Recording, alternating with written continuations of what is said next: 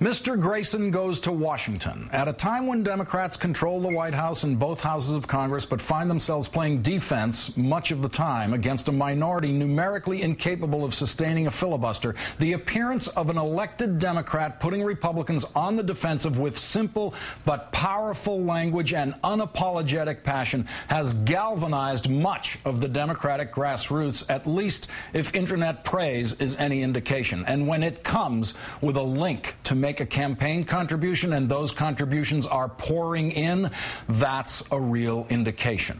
Joining us now is Florida Congressman and internet sensation Alan Grayson. Congressman Grayson, great thanks for joining us tonight. Thanks. It's great to be here. I love the show. I watch it all the time. Congressman, how did you turn out to be apparently the only member of Congress who knew that there are Democrats out there in the country who have been waiting to hear some tough pushback against Republicans? How did it fall to you? I just listen to what everybody's saying. You know, these are things that are on our minds. A lot of people feel the same way. I just happen to be the one who's in Congress to say it. That's all. I'm just saying what everyone else has been thinking. Now, you began yesterday by reminding your party that Olympia Snowe was not elected president, that America doesn't care if it gets 51 votes or 60 votes on health care reform. I sense that you were speaking for many of your House colleagues who are growing very weary with Senate 60-vote strategies.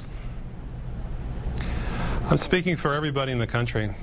We are losing 122 Americans every single day, as Keith pointed out a few days ago, to the fact that they have no health coverage, they get sick, they die, and this is happening every single day. How long can we wait?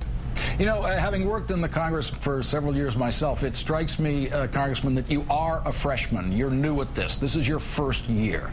Do you think if you'd been there for a while, if you'd done, I don't know, 5 or 6 terms, that you'd be sitting there kind of playing the game, trying to get along strategically, trying to help find the center here, the compromise position, rather than getting out there and really letting some bombast go on the floor?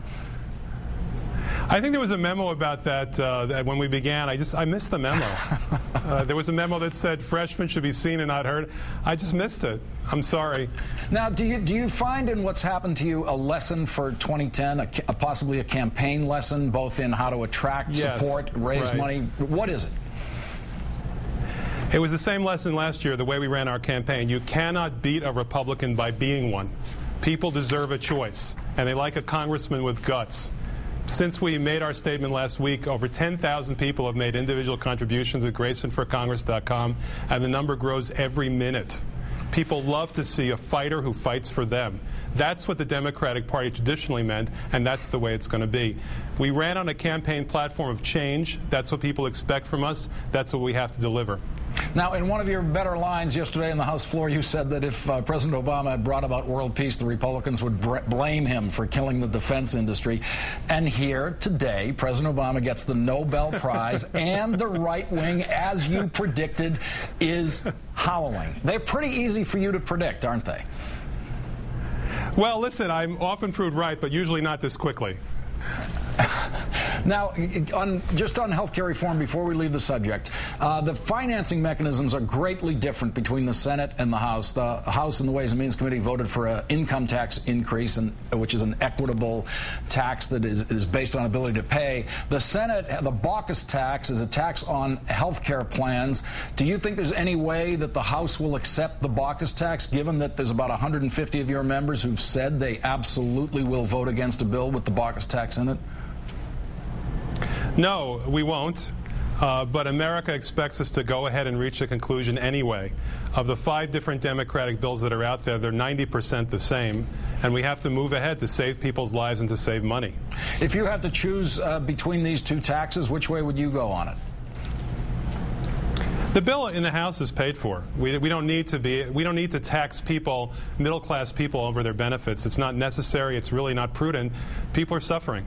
And we understand that in the House. There's no need to make their suffering worse. This bill is supposed to make people's lives better, and it will. The 47 million people in this country have no insurance. They'll get insurance. The people who have insurance, but they find that they can have all the health care they need unless they actually need it, the people who have pre-existing conditions, the people who have lifetime caps, chronic conditions, all these people will be better off under this bill. And senior citizens will be better off because we will eliminate the donut hole under Medicare, and will also eliminate co-payments for routine treatment. So everyone will be better off, except for those people who feel they must say no to everything. These no-mongers who dominate the Republican Party, they'll be disappointed because America will be better off. The Honorable Alan Grayson of Florida, thank you very much for your time tonight, sir.